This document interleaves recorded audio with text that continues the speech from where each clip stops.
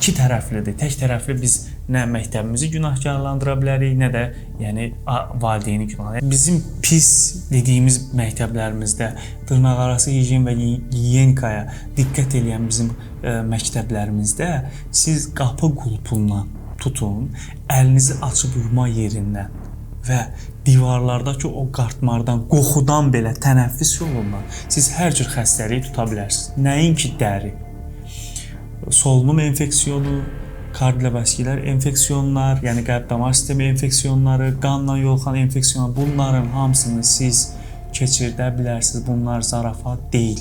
Əlinizi yusanız belə o tutma yeri nə qədər kirli olsa da, əliniz bir o qədər də təmizlənmir. Sabun yoxdursa təmizlənmir. Hər zaman uşaqlar, məktəbdə olanlar, tək məktəb deməyək, universitetimizdə belə siz özünüzü qorumalısınız. Ora pis ola bilər, çirkin ola bilər. Yəni qapı qulpundan siz onu nəzərə alın ki, çıxdınız, getdiniz, düşdünüz bufetdə, yemək yediniz, oradan siz infeksiyanı alacaqsınız. Bədəninizin immuniteti güclü ola bilər, bunu yenə bilərsiniz. Bu o demək deyil ki, siz bu yaşda bu xəstəliyi tutmaz, amma bir dönəki dövrünüzdə immunitet aşağı düşəcək deyə bu xəstəlik oradan qaynaqlana bilər. Bunu heç kim üstünə düşmür, heç kim də bilməyə bilər. Ona görə diqqət olunmalıdır.